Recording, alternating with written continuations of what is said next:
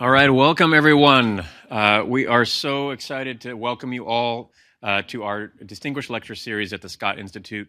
I'm Kostas Samaras, I'm the director of the Scott Institute, and we're so glad to have Christina Cassotis from the airport, who's been driving innovation at the airport in this region and nationally and internationally and beyond.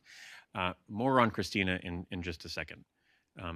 So here at the Scott Institute, we are the campus's hub for energy innovation and energy research. All of you all are welcome at our community at any time, and we really want to be that home for university-wide energy activity, driving towards a net zero sustainable future here in the region and nationally. So, you can take out your phones, you can sign up for our newsletter, you can scan the QR code. We have lots of upcoming events that are happening here on campus in the fall and in the spring semesters, but also find ways to interact with our researchers, find ways to get in touch with our opportunities, get in touch with our students. And here's some other quick ways to stay in touch with us. Again, at the Scott Institute, we are driving the type of climate and energy solutions, both here at Carnegie Mellon and in the region, that are at the leading edge of innovation. And we really are excited to partner with all of you as we accelerate this clean future together. So just a quick plug, we have an upcoming seminar on October 24th from Sam Kernian. He's the CEO of Core Power Magnetics. And they are a CMU startup that's been active for many years now. We're excited to hear about their journey from CMU to a successful startup. So one of the things that we do at the Scott Institute is accelerate clean tech entrepreneurship here at Carnegie Mellon and beyond. And so Core Power is one of the folks that we're excited to showcase. So, to introduce our distinguished lecture speaker, I have the pleasure of introducing a mentor and friend and visionary here at Carnegie Mellon, Professor Raj Kumar. Raj is the George Westinghouse Professor of Electrical and Computer Engineering, and he also serves as the director of the Metro 21 Institute and Safety 21, a U.S. Department of Transportation National University Transportation Center for Safety, and really has had a long history of collaboration with the Pittsburgh International Airport. Now, you all may know that Carnegie Mellon is the birthplace of the modern autonomous vehicle. Professor Raj Kumar is the reason that we have that honor, and we are lucky to have him and his vision and his innovations here at Carnegie Mellon. I hope that the work that between Safety 21, the Scott Institute, and the airport really signals a new opportunity for the region to drive innovation in transportation, in energy, and climate and beyond. So with that, I'll introduce Professor Raj Kumar. Please get welcome.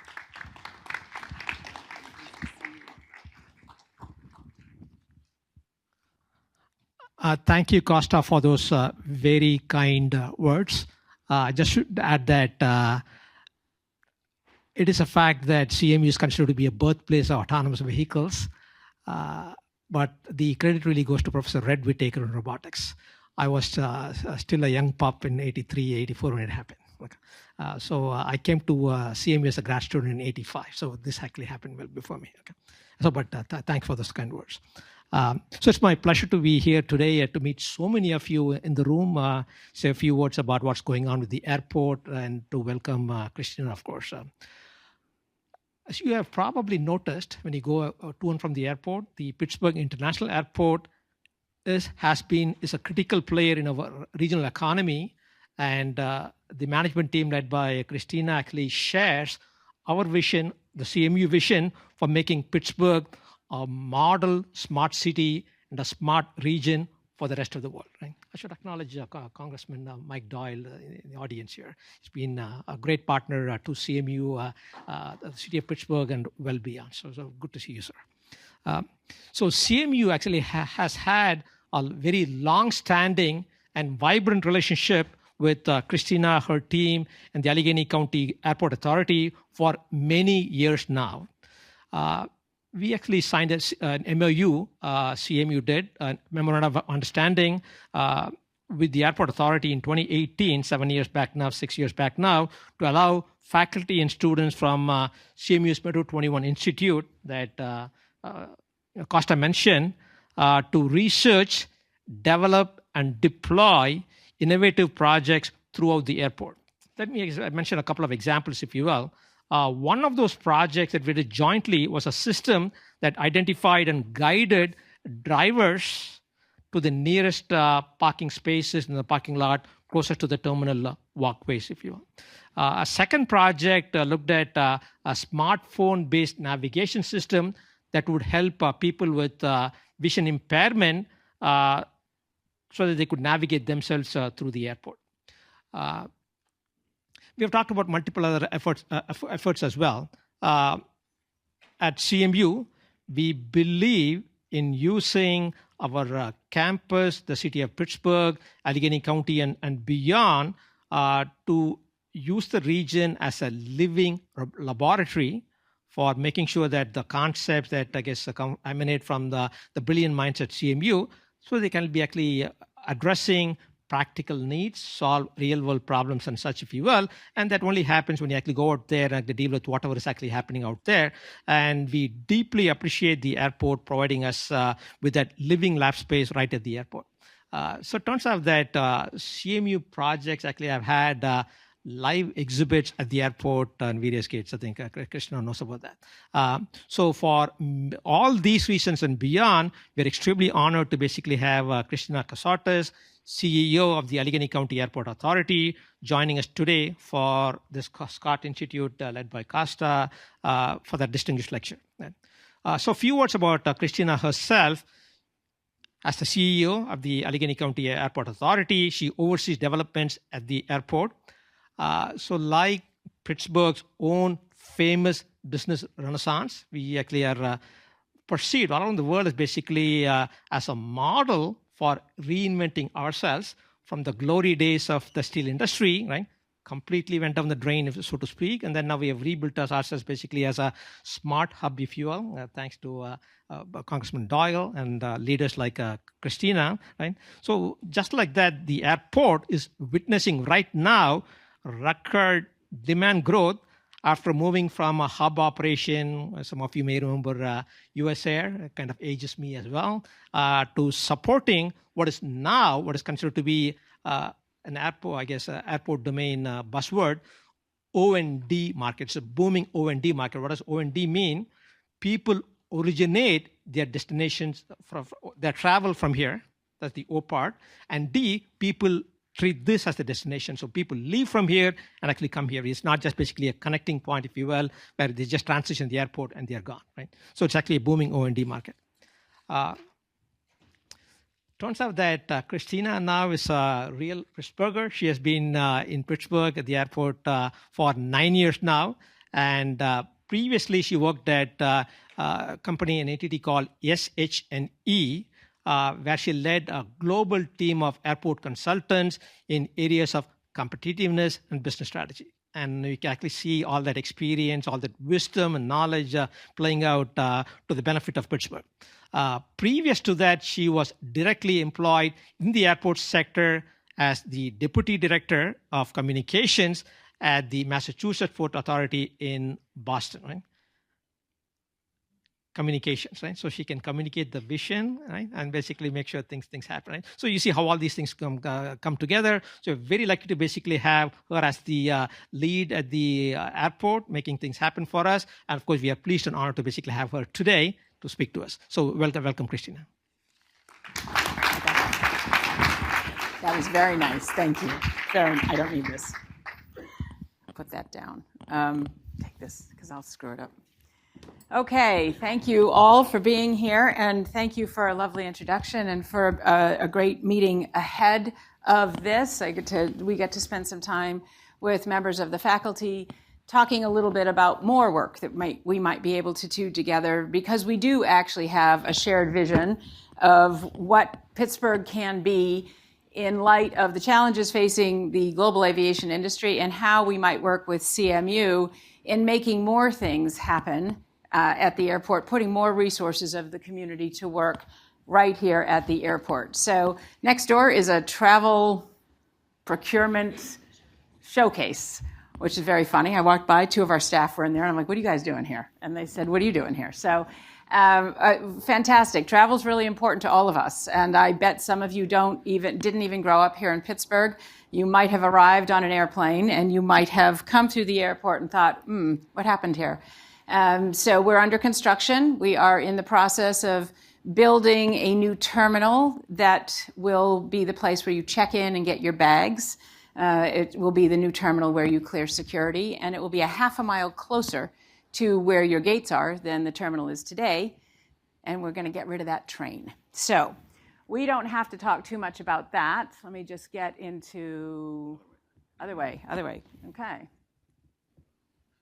Okay, so what I'm here to talk about is what we're doing in terms of getting us as an airport on the path to a cleaner, greener future. And we share the Scott Energy Institute's goal of net zero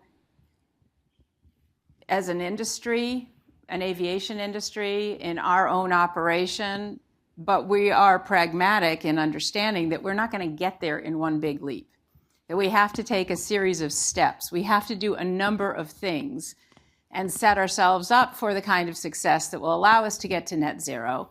And quite frankly, to influence an industry, the global aviation industry, that I would say by nature is lazy. So let's talk a little bit about why. And you did a great job, Professor. Thank you for explaining what an O&D airport is. So for those of you who are from Pittsburgh, you remember when US Airways came out here and said this will be the largest connecting hub in our system. And that was built in 1992. So the facility you go through today is over 30 years old. For people who live in Pittsburgh, they actually still call it the new airport. It isn't. Okay, it's older than, there you go, there's a guy right there. He's my new airport guy. We have a new airport, okay? It's actually older than half the students in this room. So in 2004, after the second bankruptcy, US Airways just said, we're walking away. We don't want to do this anymore. And left the bondholders, the airport, holding over $600 million worth of debt. And for the next 10 years, between 2004 and 2014, that was really crippling. There was a lot of maintenance that was deferred. We're still batting cleanup on that. There was a lot that wasn't done, including replacing a lot of airline service. So when I got here in 2015, almost 10 years ago, really the only thing that anybody in this community cared about is, can you please get the airport to catch up with the region's renaissance? So if steel was the first collapse, US Airways was the second, and it was a gut punch. So we have worked, and we will always work, at bringing in more and more airline service. I am happy to talk about, if anybody needs to, why we won't be a hub again for the foreseeable future, how airlines make decisions, but that's not what we're going to do today. You can do that in Q&A. What I want to talk about is that we've moved into being a successful origin and destination airport. We've brought in more airlines. We are meeting the needs of the community from an air service perspective. And we are now, and have been since 2015, really looking at how else can we innovate? How do we redefine what an airport really is? For a lot of people, it's just where you go to get on the plane. For a lot of people in the industry, it's just where the plane lands and takes off. And let's make sure it's safe. We think that there's an opportunity to return, we know there is, to return more value to the community by being more innovative and looking at how to put the assets of the community to work at the airport. So we sit on 8,800 acres. We're one of the largest airports in the country from a land mass perspective, and we have a lot of opportunity. It's like a canvas. So how do we facilitate and convene? How do we bring things to fruition that maybe people didn't think of at an airport? So Presley's Place is a suite of sensory rooms for folks with sensory processing issues that we opened 5 years ago. We just celebrated our 5th anniversary. And we did it to impact an industry, to improve accessibility. And there are at least 4 or 5 of those rooms that have opened in the US alone, and we keep sharing our plans. And that's a good thing. It's opening up travel to people who perhaps didn't travel before. Pittsburgh has an amazing history of innovation. It's not something I knew about growing up in New England, because Pittsburgh doesn't do a great job of talking about itself. So I'm doing a lot of that globally through the lens of aviation, saying we have a rich history to draw on in this community, and we're going to put that intellectual history to use at an airport. And partnering with Carnegie Mellon is a really big deal to us. So there are two women on that slide, and I bet most of you can't name at least one of them. So Rachel Carson and Mary Amdor. And if you look her up, I promise it's fascinating. Go to Denora someday and take a look at that fog museum. There is a rich history of innovation in environmental sustainability, in taking care of the planet and doing it in a really smart way, and we want to build on that. So one of the things we've done, and we've seen some Carnegie Mellon projects come out of this, is we took, when you have something, you look for the silver lining in the cloud. We have too much space at the airport. So we took 10,000 square feet of space at the end of Concourse B, and we turned it into what we call our X-Bridge. And it's where we test new innovation, we test new technology, and we test materials, like what kind of paint should go on the columns in the new terminal. But we let the painters decide that, not the architects. So that's innovation, actually, in how you build.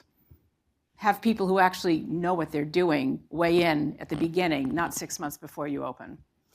And we test a lot of technology. And we have actually over 30 new technologies and companies that we've worked with. And the way we do it is we don't go out and say, can you solve this problem for us? What we say is, hey, you have a really interesting technology. What could it do in aviation? And one of the things that you'll see if you come through baggage claim is our Allegheny system, which looks like a series of there it is in the top left. It looks like a series of lava lamps. And it's actually cleaning the air with algae. That was one of the things that was tested in the X-Bridge. We've worked with a number of CMU companies. Ecotone is one of them. Sensify is another. We did the NavCog project. And we work with a whole lot of spin-offs. And we're saying, let's grow companies here that can operate in a whole new industry.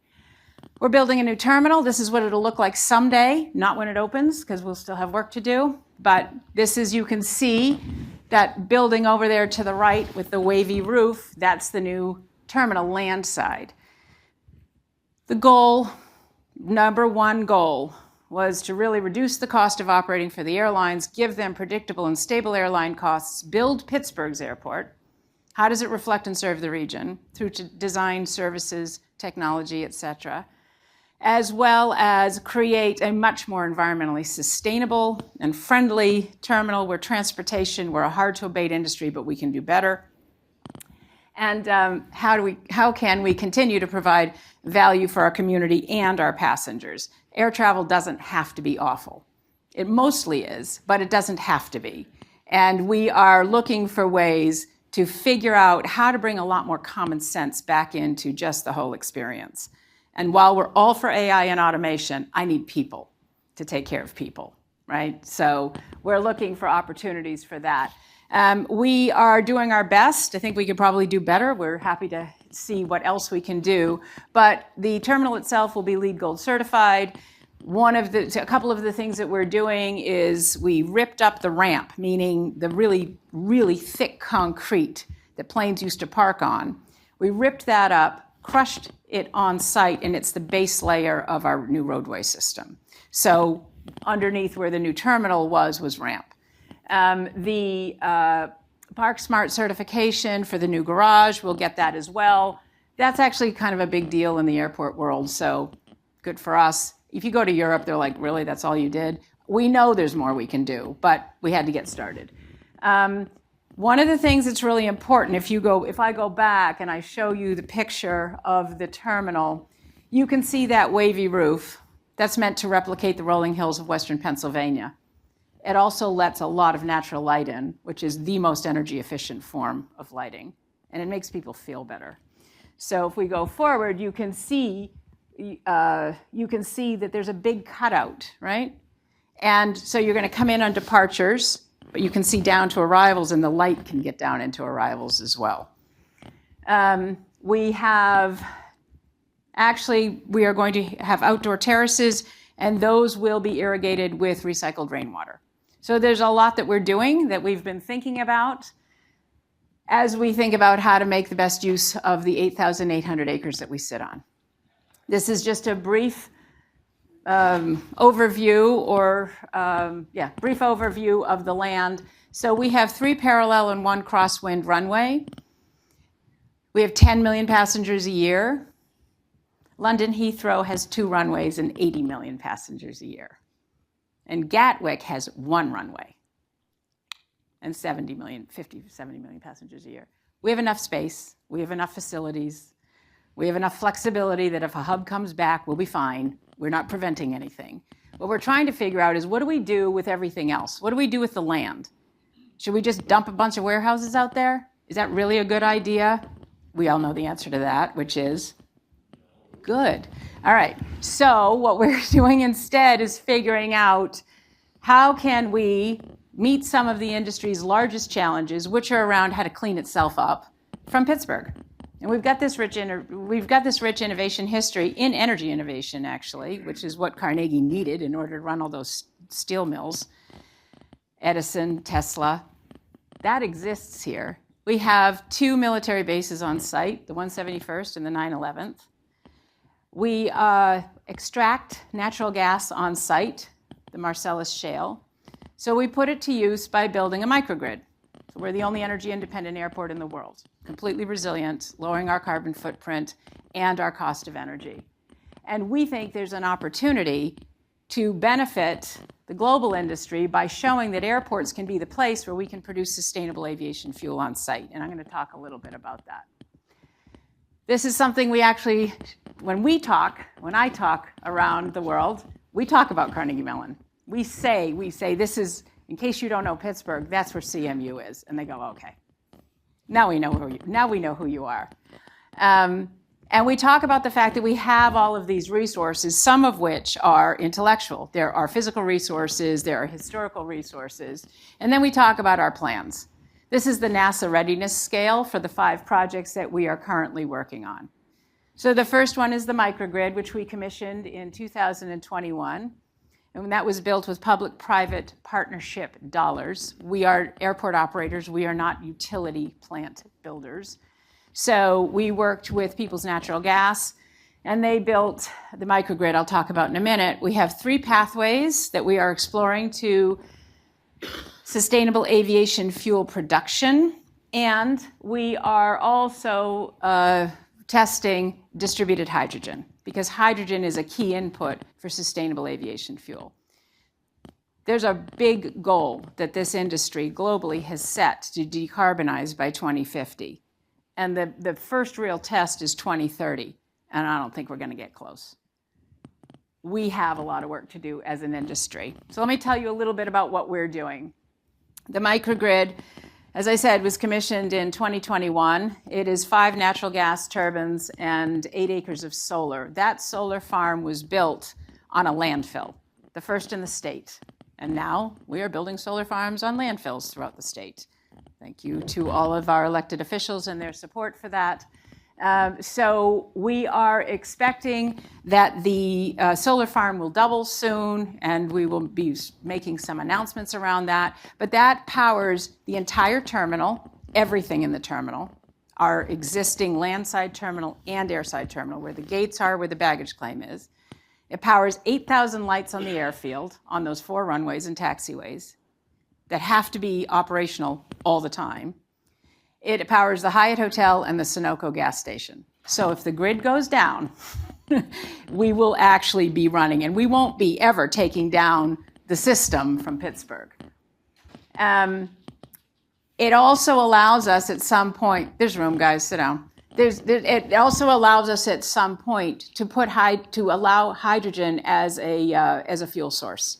So in the beginning, some people said, yeah, but it's natural gas. I'm like, yeah, but we built something. Okay, how you guys doing?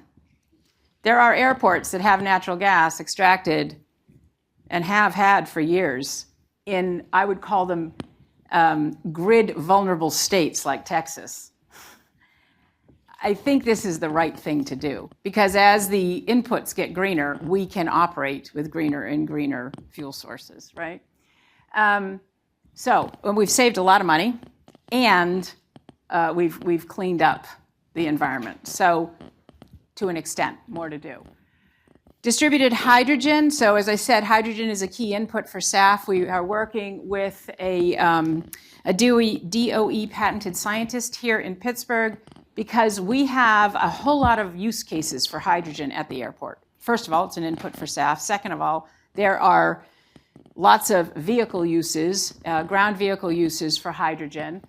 And we know that it can eventually go into our microgrid if necessary and if it makes sense. So we have a lot of interest in hydrogen production, and we have figured out, we actually funded phase 1 of the research, that we can build a distributed hydrogen facility, or we can produce hydrogen in a distributed manner without all of the costs associated with trying to scale down. So we've addressed some of the problems. We're now looking for funding for the next phase so that, a lot of hydrogen you look at is sort of the size of our terminal, and this would be creating the ability to produce hydrogen cost effectively in the size of that 18-wheeler container. Modular, right? Modular production. So that's pretty interesting stuff. Our sustainable aviation fuel initiatives, I'm happy to answer questions. I didn't include a whole lot of detail about them except I'll talk through them, but we have big goals as an industry, and we're not close.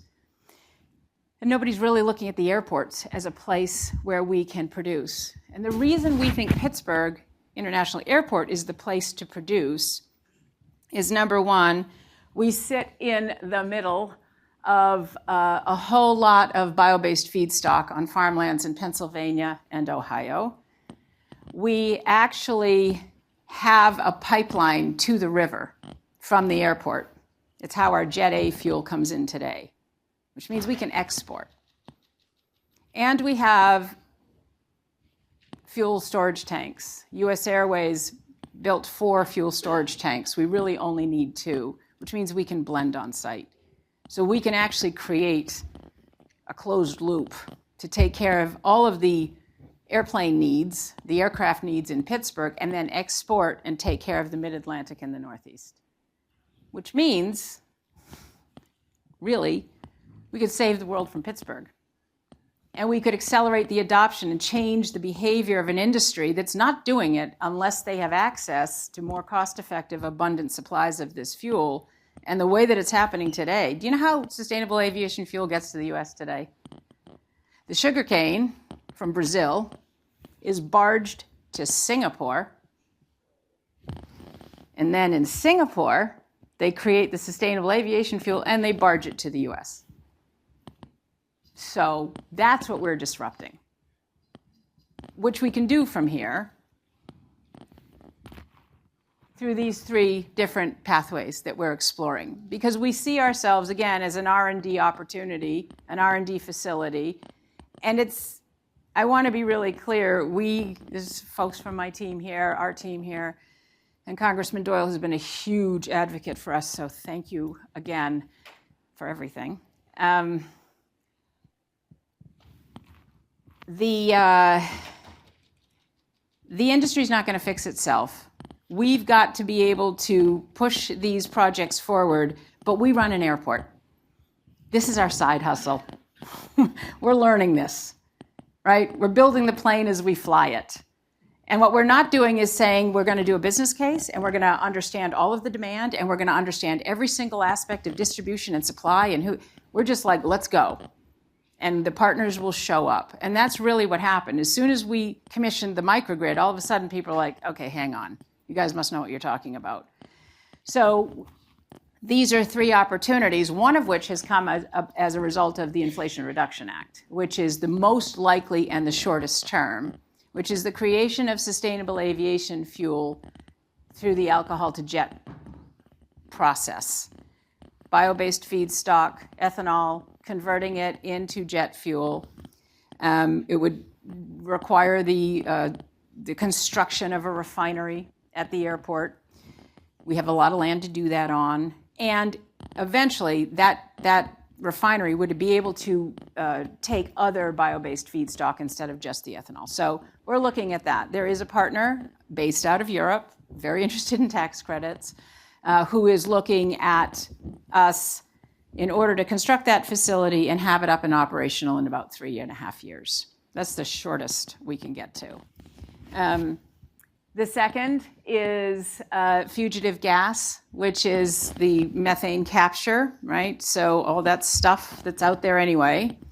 If a tax credit is approved by Treasury, there would be the creation of a very large hydrogen hub in this region, and one of the first use cases could be sustainable aviation fuel. So after you create that first SMR, right, then you create a Fischer-Tropsch production process, and that's another opportunity for us. That fuel has not been certified yet. The alcohol-to-jet fuel is certified, and the U.S. Air Force is already flying with it. Remember, we have an Air Force base at the airport. And then the third is the cleanest and the greenest, and it's taking all the stuff that our sewer treatment authority wants to get rid of and turning it into fuel. It's looking at fats, oils, and greases, and how do we convert that through a proprietary methodology that was used in our distributed hydrogen project to create fuel.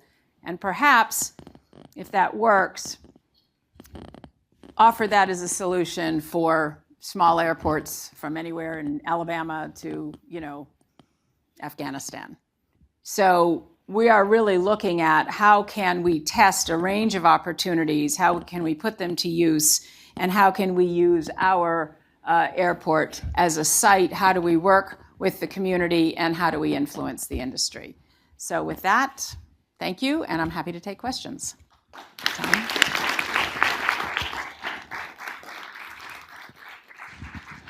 I have no idea how I did on time. You did great. Okay.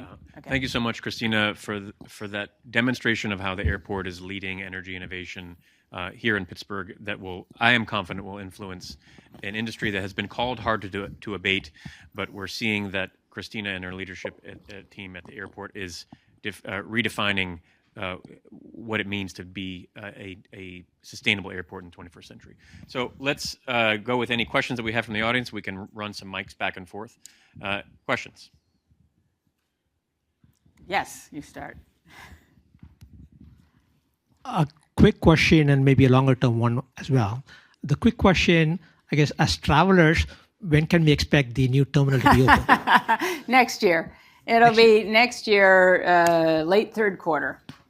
Okay. Ish. Okay. We reserve the right to push that if we have to. It's construction, and it's and I apologize to anybody waiting in a long TSA line.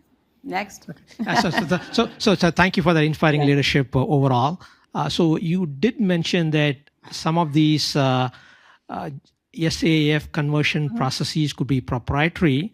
So is there a model of patenting these technologies? The distributed hydrogen and the hydrothermal liquefaction that we're looking into is a proprietary methodology. So there's a scientist here who is working in other industries with that technology that is looking to put that technology to use in sustainable aviation fuel and distributed hydrogen production. Yes. But it's a Pittsburgh person, which I really like. Thank you for being here today. You didn't mention anything about partnership with the Pittsburgh Regional Transit, PRT. We're very grateful to have the 28X, but it's a bit of a slow boat to get to the airport. You go to Shanghai, you have maglev to get to the train station in 7 minutes at 300 kilometers an hour. Is there any discussion about train to the airport? Higher transit, getting to the airport? So there are two third rails in the world of airports. One is you cannot take any revenue created at the airport off the airport. It's called revenue diversion. So for anybody who's wondering why we're wasting money building a new terminal when there's so much we could do downtown, it's because we are federally prohibited from taking that funding and doing anything except putting it to use at the airport. So here's what that means to a train. We can't initiate that. We can build everything that hits our property, and we left room for a train. So but somebody else has to start that process. We can't. I've been saying that for 10 years. You want to get going on that? That'd be great. I know that the stuff that you're doing with the airport is really leading edge for not only the country but also the world. Do you have partnerships with a number of other airports to share all this, really innovative stuff that you're doing? So we are starting to write case studies, actually, and we've written case studies on the microgrid, on Presley's Place, on our child care center, on the X Bridge, on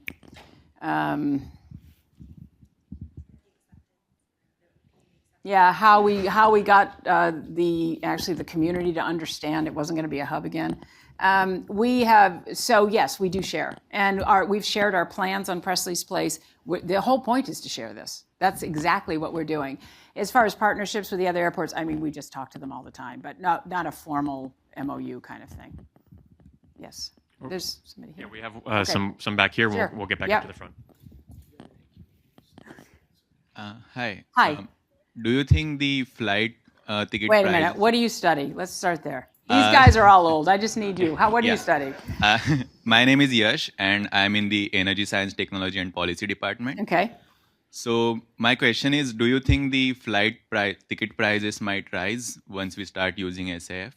I think that the airlines will pass on the cost of SAF if it is not competitive with Jet A. Absolutely. But the way that it's working today is the SAF that's being produced is selling at about 4 times the cost of Jet A fuel. And what the airlines are doing is they're selling the offsets. And that's what's keeping the ticket prices low. So we'll see if it really does get passed on to the consumer. What will get passed on to the consumer is what's happening in Europe, which is when you put a tax on the airline, if they don't have a certain amount of sustainable aviation fuel, they will pass that tax on to the consumer. That's a mandate. That's not what we're doing here in the U.S. Hey, my name is Sashank from the same program as Yash, Energy Science, Technology, and Policy.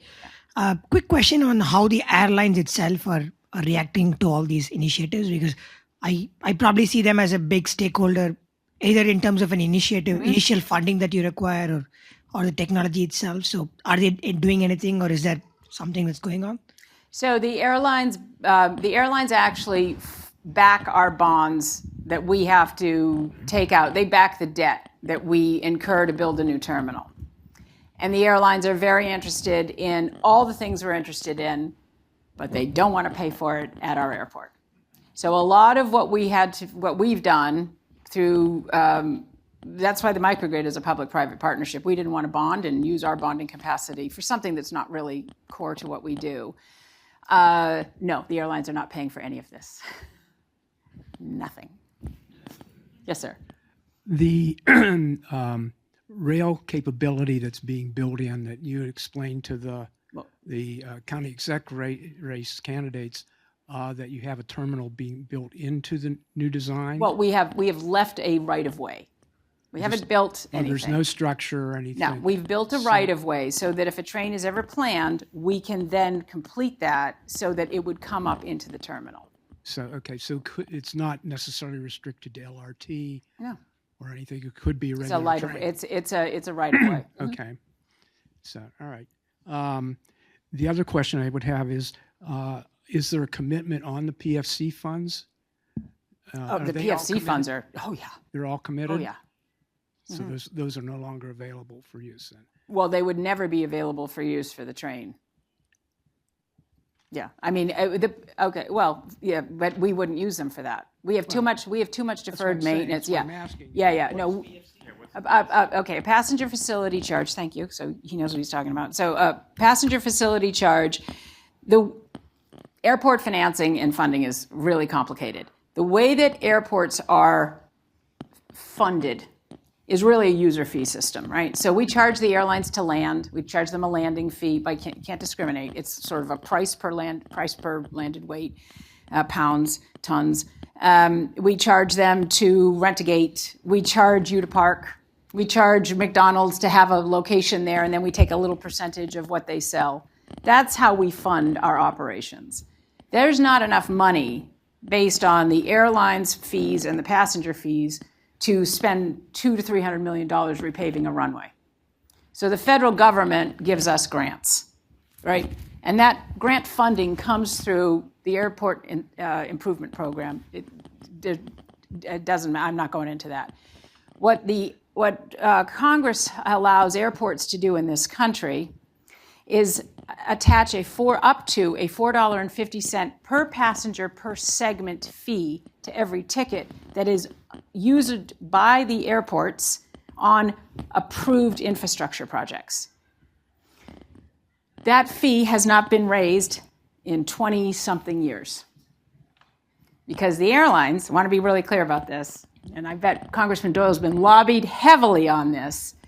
The airlines say, if you do that, because we've all been trying to get it to $8.50 per segment, okay, which would actually raise everybody's ticket price by $4, I want to be clear, so we can invest in infrastructure.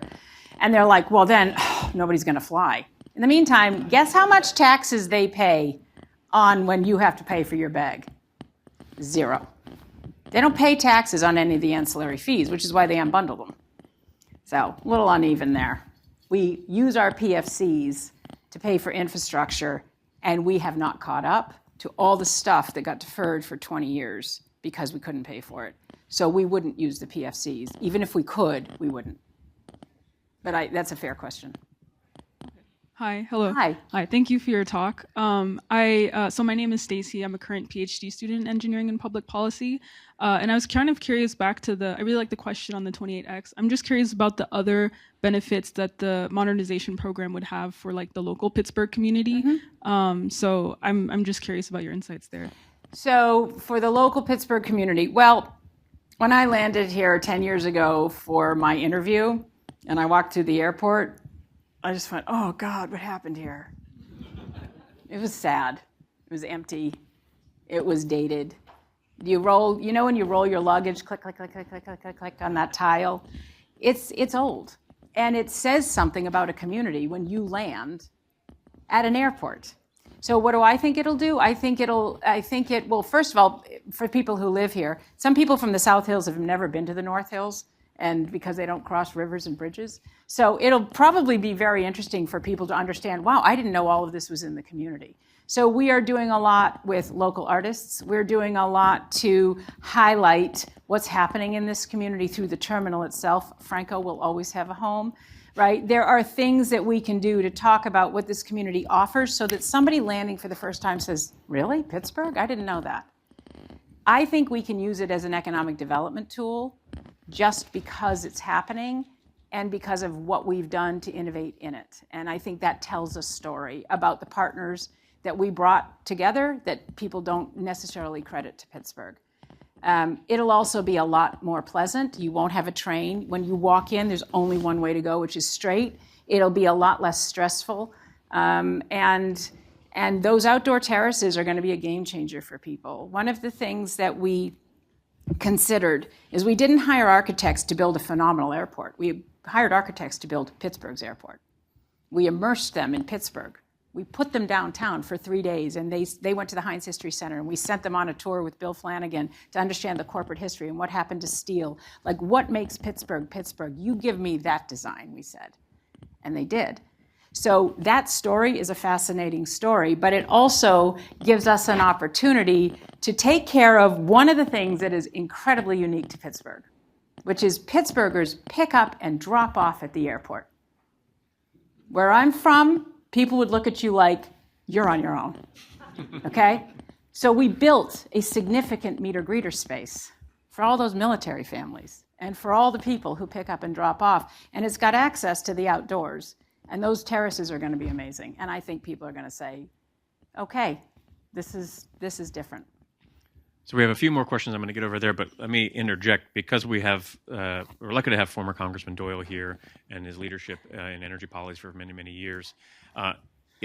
Christina, maybe you can tell us what should the students who work in public policy here be thinking about for the future of airport energy policy and climate policy? I think that I'm thrilled that you're all here. I think that there's a real opportunity to take a fresh look at very old industries and say, well, why not? Well, what if? I don't know what that looks like. I know how I think and I know how our team thinks, but we can always use fresh thinking around that and to think about what it means at scale and globally. So I don't have any specifics, but I can tell you that we need to do more. Hi, I'm Arush. I'm also from the Energy Science, Technology, and Policy program. So I have two quick questions. Sure. The first one. One. Oh, okay. You get one. Pick one. Cool. Do we have any specific targets about the amount of SAF that's biofuels versus power to liquids, or we're open to it? Okay. No, we don't have any. We're making it up as we go. We're going to go with what's available, and we're going to test whatever we can. So at some point, we'll have the luxury of setting those targets, but we don't yet. Hi, I'm Sushant. I'm pursuing my master's in engineering and technology innovation management. Every airline's business strategy now is to move towards SAF fuels. So as a leader, does it concern you that when the demand increases from these industries, that the SAF fuel production would not be able to meet their demands, and then there'd be huge concerns of economics of scale? No, because we're not close now, and I don't think we're going to get close for a long time. I think that there is so much societal pressure on the airlines to do better. They're only, if you take a look at aviation, it's sort of, I think it's between 2 and 3%, contribution rate of the problems with the environment. But it's just such an easy target, and I keep saying we have to earn our right to grow. And so I think that the airlines will continue to buy the fuel at any price. And it's going to take a long time. Demand is already so far outstripping supply that I don't see that changing anytime soon. That's the reality today. It's not going to change anytime soon. It takes a long time to get these things up and running. Yes, sir. Hi. I was curious about the Neighborhood 91 or perhaps some future developments, if they would be able to leverage the energy initiatives that you have so that they could have either, well, of course, for additive manufacturing, it's got to be 24/7, right? You can't have interruptions, right? Or any other future developments, even just for price, even just being able to get lower cost energy. I was just curious if that's something that's going to be able to be offered to some future developments. Yes, and I'd also like to know what's the status of the Donnie Iris statue. Of the what? The Donnie Iris statue. Who? Donnie Iris. I don't know who Donnie Iris is. I'm not from the. See, this is where it all falls apart. Neither do half the kids in this room. It's Franco Harris, it's Nellie Bly, and it's George Washington. What was the first question? Oh, Neighborhood 91 is the advanced metals manufacturing campus that we've built on site. Actually, it was because of the uninterrupted power supply that we thought that made a whole lot of sense. You can't lose a run on a really big part like that.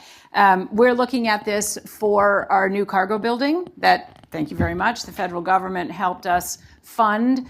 And that's something that actually shippers and cargo companies are looking at. Well, we want to be able to land at a place where we can get some credits for the fact that you're running so cleaner than others. So yes, we see it as a really big benefit to everything we're doing at the airport, and as a marketing opportunity for our partners to use. Hi, thank you. My name is David, PhD in engineering public policy. I thought the idea on fugitive gas to SAF was fascinating, the fats and oils from liquid waste to making fuel. And I was wondering where the maturity of the technology was. Like, is it like lab reactor scale, like maybe a little more, or are we still wondering about like the economic validity of that, or just wanted to hear more? Yeah, so I would say the fat, oil, and greases is way nascent. We're testing. We're at early phases of testing. The 45V, the fugitive coal mine methane, I think it's pretty obvious it's going to be standard, but it still has to go through a whole lot of certification on the fuel itself. So each piece of that process has been tested, but it hasn't all been tested with that fuel stock together and certified. So we're going to have our last question from Professor Chris Hendrickson here. Well, this is all very, very exciting. So congratulations to you and your team out at the airport for putting it all together. I was wondering if you could give a few more details about the microgrid. Who's going to operate it, and how are you going to set rates for the McDonald's? So it's already operating, and it was operated by People's Natural Gas, and IMG operates the solar farm. Today, People's Natural Gas sold it to Cordia, and they set the rates. We don't. We've negotiated our rates, and they're very good for us. But as a tenant in the terminal, then we are charging McDonald's, right? Yes. We're not a public utility, so we cannot mark up the utility rates. Yeah. So we buy the electricity, we pass it on to our tenants. Sorry. Yeah, we purchase the Eric's our CFO. More Eric's probably CFO. So yes, we have a locked-in price for electricity for 20 years, and we simply pass that on to our tenants without a markup. Yeah. Well, thank you all for coming out and joining Christina Cassotis' distinguished lecture today. I hope that when we fly through the Pittsburgh International Airport, we think about the hard work from Christina and her team that makes it an experience for all of us to enjoy and to be with our friends and family, to go and travel to business meetings, to go on vacation, but really that they have in their vision to get us to a place where that gets to net zero emissions. So please join us in celebrating Christina Cassotis. Thank you.